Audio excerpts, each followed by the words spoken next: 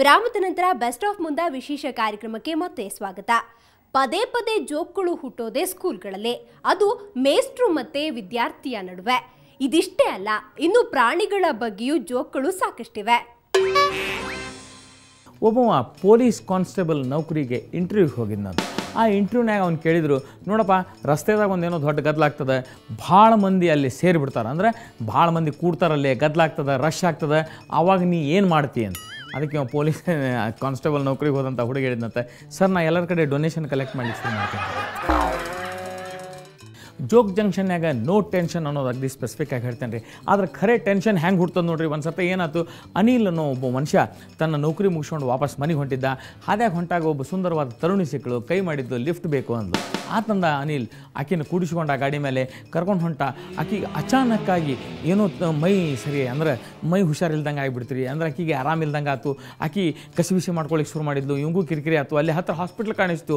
Immediately ಇವ ಅನಿಲ ಆಕಿನ ಕರ್ಕೊಂಡು ಹಾಸ್ಪಿಟ್ಲಿಗೆ ಹೋದ. ಆ ಹಾಸ್ಪಿಟ್ಲ್ನಾಗ ಒಳಗೆ ಇವ್ರನ್ನ ಅಡ್ಮಿಟ್ ಮಾಡ್ಕೊಂಡ್ರು. ಅಡ್ಮಿಟ್ ಮಾಡ್ಕೊಂಡು ಡಾಕ್ಟರ್ ಆಕಿನ ಚೆಕ್ ಮಾಡಿದ್ರು, ಗೊತ್ತಾಯ್ತು ಆಕಿ ಬಸರಿದ್ದಾಳಂತ. ಅನಿಲ್ಗೆ ಬಂದು ಹೇಳಿದರು, ಅನಿಲ್ ಕಾಂಗ್ರ್ಯಾಚುಲೇಷನ್ಸ್, ಅವರು ನೀವು ಫಾದರ್ ಆಗ್ಲಿಕ್ಕೆ ಹತ್ತೀರಿ, ಯಾಕಂದ್ರೆ ಅವ್ರು ಬಸರಿದ್ದಾರೆ. ನೀವು ಆಕಿ ನಂಗೆ ಪರಿಚಯ ಇಲ್ಲ, ಏನಿಲ್ಲ, ಲಿಫ್ಟ್ ಕೊಟ್ಟಿನಿ, ಹಂಗೆ ಹಿಂಗೆ ಅಂತ ಮಾತಾಡ್ಲಿಕ್ಕೆ ಶುರು ಮಾಡ್ದೆ. ಆ ಹುಡುಗರೇ ಮೂರ್ಛೆ ಹೋಗ್ಬಿಟ್ಟು. ಸೊ ಹೀಗಾಗಿ ಉತ್ತರ ಕೊಡೋರು ಯಾರು ಇದ್ದಿದ್ದಿಲ್ಲ. ಆಮೇಲೆ ಆಕಿಗೆ ಮೂರ್ಛೆ ಬಂತು, ಅಂದರೆ ಎಚ್ಚರಾದ ಕೂಡಲೇ ಡಾಕ್ಟರ್ ಕೇಳಿದರು, ಇವ್ರನ್ನ ಅಂತ. ಆಕಿ ಹೌದು ಅಂದ್ಬಿಡ್ಬೇಕು. ಅನಿಲ್ ಟೆನ್ಷನ್ ಡಬಲ್ ಆಗಿಬಿಡ್ತು. ಅವ ಒದರಾಡ್ಲಿಕ್ಕೆ ಶುರು ಮಾಡ್ದ. ಇಮಿಡಿಯೇಟ್ಲಿ ಡಾಕ್ಟರ್ ಪೊಲೀಸರಿಗೆ ಫೋನ್ ಮಾಡಿದರು. ಪೊಲೀಸರು ಬಂದರು ಕೂಡ ಎನ್ಕ್ವೈರಿ ಶುರು ಆಯ್ತು. ಎನ್ಕ್ವೈರಿ ಒಳಗೆ ಅನಿಲಿಂದ ಮೆಡಿಕಲ್ ಚೆಕಪ್ ಆಯ್ತು. ಅನಿಲ್ಗೆ ಆವಾಗ ಗೊತ್ತಾಯ್ತು ಅವ ಸೇಫ್ ಅಂತ. ಯಾಕಂತಂದ್ರೆ ಆ ರಿಪೋರ್ಟ್ನಾಗ ಬಂದಿತ್ತು, ಅನಿಲ್ ಎಂದು ಆಗ್ಲಿಕ್ಕೆ ಸಾಧ್ಯನೇ ಇಲ್ಲ ಅಂಥೇಳಿ.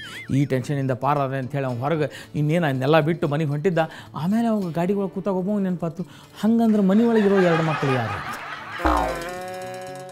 ಆ ಇಂಟರ್ವ್ಯೂನಾಗ ರೈಲ್ವೆ ಲೈನ್ಮನ್ ಭರ್ತಿ ನಡೆದಿತ್ತು. ಲೈನ್ಮನ್ಗಳಂತಂದ್ರೆ ನೀವು ಈ ಸಿಗ್ನಲ್ ಪೋಸ್ಟ್ಗಳು ಇರ್ತಾವಲ್ಲ, ಅಂತಂದ್ರೆ ಹಳ್ಳಿ ಒಳಗೆ ಅಲ್ಲಿ ಕ್ರಾಸಿಂಗ್ನಾಗೆ ಲೈನ್ಮನ್ಸ್ ಅಂತ ಇರ್ತಾರೆ.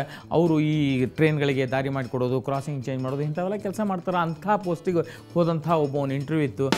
ನಾವು ಇಂಟರ್ವ್ಯೂ ಮಾಡೋ ಕೇಳಿಕತ್ತಿದ್ದ. ಇಂಟರ್ವ್ಯೂ ಮಾಡೋ ಸ್ವಲ್ಪ ಖಡು ಸೈದ್ನ ಕಾಣಿಸ್ತದೆ. ಅವ ಮಾತಾಡೋದು ಹಿಂಗಿತ್ತು, ನೋಡಪ್ಪ ಈಗ ಈ ಕಡೆಯಿಂದ ಒಂದು ರೈಲು ಬರ್ತಿತ್ತು, ಈ ಕಡೆಯಿಂದ ಒಂದು ರೈಲು ಬರ್ತಿತ್ತು, ನೀವು ಒಬ್ಬ ಲೈನ್ಮನ್ ಆಗಿ ಏನು ಮಾಡ್ತೀನಿ? ಏನಿಲ್ಲ ಸರ್, ನಾನು ಒಂದು ಕ್ಯಾಂಪ್ ದೀಪ ಹಚ್ತೇನೆ ರೀ, ಆ ರೈಲು ನಿಂದ್ರಿಸ್ಲಿಕ್ಕೆ ಪ್ರಯತ್ನ ಮಾಡ್ತೀನಿ 2 ಅಂತಂದ. ಅವ್ನು ನಿಂದಿರಲಿಲ್ಲ ಅಂದರೆ ಏನು ಮಾಡ್ತಿ? ಏನಿಲ್ಲ ಸರ್, ಕ್ಯಾಂಪರ್ ಬಿ ಝಂಡ ಮಾಡ್ಕೊಂಡು ಹಿಂಗೆ ತೋರಿಸ್ತೀನಿ, ಸೊ ದ್ಯಾಟ್ ಅವ್ನು ನಿಂದಿರ್ತಾವ ಅಂತ ತಿಳ್ಕೊತೀನಿ ಅಂದ. ಅದು ಆಗಲಿಲ್ಲ ರೀ. ಈಗ ಅದು ಆಗಲಿಲ್ಲ ಅಂದ್ರೆ ಏನು ಮಾಡ್ತೀನಿ? ಏನಿಲ್ಲ ಸರ್, ಮನೆಗೆ ಹೋಗ್ತೀನಿ, ಹೆಂಡತಿ ಮಕ್ಕಳನ್ನ ಕರ್ಕೊಂಬರ್ತೀನಿ, ಯಾಕಂದ್ರೆ ಈ ನಮೂನಿ 2 ರೈಲ್ ಡಿಕ್ಕಿ ಹೊಡೋದು ಎಲ್ಲಿ ನೋಡ್ಲಿಕ್ಕೆ ಸಿಗ್ತದೆ ಸರ್, ಎಲ್ಲರೂ ನಿಂತು ನೋಡ್ತೀವಿ ಅನ್ನಂತ. ಒಬ್ಬವ ಚಹಾ ಕುಡಿಲಿಕ್ಕೆ ಆರ್ಡರ್ ಮಾಡಿದಂತ, ಒಂದು ಚಹಾ ತಗೋ ಆತು. ವೇಟ್ರ್ ಚಹಾ ತಂದಿಟ್ಟ, ನೋಡ್ತಾನ ಆ ಕಪ್ನ್ಯಾಗ 8 ಅಣೆ ಬಿದ್ದದ್ದು ಕಾಣಿಸ್ತಂತೆ. ಏನೋ ಏನಿದೆ ಚಹಾದಾಗ 8 ಅಣೆ ಬಿದ್ದಲ್ಲ, ಯಾಕೆ ಅಂತ. ಅದಕ್ಕೆ ಅವ್ನು ಹೇಳಿದಂತೆ, ಸರ್ ಚಹಾ ರೆಗ್ಯುಲರ್ ಆಗಿರೋದು ಬೇಡ, ಸ್ವಲ್ಪ ಏನಾದರೂ ಚೇಂಜ್ ಇರಲಿ ಅಂತ ಕೇಳ್ತಾರೆ, ಅದಕ್ಕೆ ಒಂದು 8 ಅಣೆ ಚೇಂಜ್ ಹಾಕೇನು ಸರ್ ಅದ್ರಾಗ ಅಂತ. ಹೋಟೆಲಿನ ಬಗ್ಗೆ ಇಂಥ ಇನ್ನೊಂದು ಜೋಕ್ ಅವ್ರು ಕಷಾರ. ಒಂದು ಸರ್ತಿ ಬೋಂಡಾ ಆರ್ಡ್ರ್ ಮಾಡಿದ್ನಂತ ಒಬ್ಬ ಗಿರಾಕಿ. ಇವ ವೇಟ್ರ್ ಹೋಗಿ ಕೊಟ್ಟ, ಒಂದು ಬೋಂಡಾ ಅಲ್ಲ, ತಗೋರಿ ಸರ್ ಹಿಂಗೆ ತೆಗೆದು ನೋಡ್ತಾರೆ, ಅದ್ರಾಗ ಒಂದು ಜೊಂಡಿಂಗ. ಏನಿದು ಬೋಂಡಾದಾಗ ಜೊಂಡಿಗೆ ಅದಲ್ಲ, ಮತ್ತು ಸರ್ ನೀವು ಕೊಡೋ 8 ರೂಪಾಯಿಗೆ ನಾ ಏನು ಆನಿ ಹಾಕಿ ಕೊಡ್ಲೇನು ಅದ್ರಾಗ ಅಂತ. ವಿಘ್ನೇಶ್ವರ್ ಭಟ್ ಅಂಥೇಳಿ ನನ್ನ ಗೆಳೆಯ ಇದ್ದಾರೆ ಒಬ್ರು. ಇವ್ರ ಆಫೀಸ್ನಾಗ ಇನ್ನೊಬ್ಬವ ನೌಕರಿ ಮಾಡಲಿಕ್ಕಿದ್ದ. ಅವನ ಹೆಸರೇನೋ ನರಸಿಂಹ ಅಂತಿತ್ತು ಕಾಣಿಸ್ತದೆ. ಇನ್ನೊಬ್ಬವ ಇದ್ದ ನೀಲ್ಕಂಠ ಅಂಥೇಳಿ. ಈ ನರಸಿಂಹ ಅನ್ನವ ನೌಕರಿ ಬಿಟ್ಟು ಹೋದ. ಈ ನೀಲ್ಕಂಠ ಅನ್ನೋರನ್ನ ಅಲ್ಲಿ ಕೂಡಿಸ್ಲಿಕ್ಕೆ ಶುರು ಮಾಡಿದರು. ಈಗ ಆ ನೀಲ್ಕಂಠ ಅನ್ನೋಗೆ ಕಿವಿ ಕೇಳಿಸ್ತಿದ್ದಿಲ್ಲ.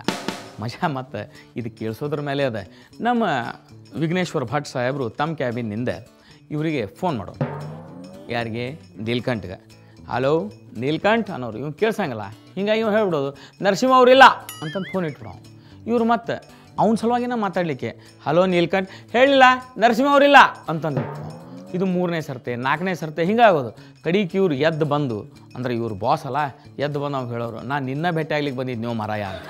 ಅವಾಗ ಅವ ಸಾರಿ ಅಂತ ಒಂದು ಚೀಟಿ ಬರ್ಕೊಡವಂತ. ಗೋಪಾಲ್ ಕಜೆ ಅನ್ನೋರು ಒಂದು ಇಂಟ್ರೆಸ್ಟಿಂಗ್ ಜೋಕ್ ಕಳಿಸ್ಯಾರ. ಅದು ಹಿಂಗದ. ಫಸ್ಟ್ ಅವ್ನು ಪ್ರಶ್ನೆ ಕೇಳಿದ್ರಂತೆ, ಹೇಳೋ ಹುಡುಗ ಚಂದ್ರನ ಮೇಲೆ ಮೊದಲ ಹೆಜ್ಜೆ ಇಟ್ಟವ್ರು ಯಾರು? ಅವ ಹೇಳಿದ ನೀಲ್ ಆಮ್ಸ್ಟ್ರಾಂಗ್. ವೆರಿ ಗುಡ್ ಅಂತ. ಸರಿ, 2ನೇ ಹೆಜ್ಜೆ ನೀಲ್ ಆಮ್ಸ್ಟ್ರಾಂಗ್ ಅವರೇ ಇಟ್ಟಾರ. ಗೂಗಲ್ ಅಂದ್ರೆ ಏನು ಅಂತ ಹೇಳಿ ಒಂದು ಹುಡುಗ ಪ್ರಶ್ನೆ ಕೇಳಲಾತ. ಹೇಳೋ ಹುಡುಗ ಗೂಗಲ್ ಅಂದ್ರೆ ಏನು? ಅವ ಇಮಿಡಿಯೇಟ್ಲಿ ಹೇಳ್ದ, ನಮ್ಮ ಅತ್ತಿಗೆ ಸರ್. ಯಾಕೆ? ಆಕಿ ಒಂದು ಪ್ರಶ್ನೆ ಕೇಳಿದ್ರೆ ಸಾಕು 25 ಉತ್ತರ ಕೊಡ್ತಾಳೆ. ನ್ಯಾಷನಲ್ ಹೈವೇ ಕೆಲಸ ಮಾಡೋದ್ರೊಳಗೆ ನಾಲಾಯಕ್ ಅಂತ ಹೇಳಿ ತೀರ್ಮಾನ ಆಗಿಬಿಟ್ಟಿದ್ದ ಗುಂಡ. ಅವನೇನು ಮಾಡೋದು, ಕರ್ಕೊಂಬಂದು ರೈಲ್ವೆ ಸ್ಟೇಷನ್ಯಾಗೆ ಒಂದು ರೈಲ್ವೆ ನೌಕರಿಗೆ ಯಾವುದೋ ಹಾಕಿದ್ರು. ರೈಲ್ವೆ ಡಿಪಾರ್ಟ್ಮೆಂಟ್ನಾಗ ಇದ್ದವ ಮಾಡ್ಕೋತಿದ್ದ ಕೆಲಸ. ಒಂದು ದಿವಸ ಅಲ್ಲಿ ಒಂದು ಮೀಟಿಂಗ್ ನಡೆದಿತ್ತು, ಈ ರೈಲ್ವೆ ಆಕ್ಸಿಡೆಂಟ್ಗಳನ್ನು ತಪ್ಪಿಸೋದು ಹೆಂಗೆ.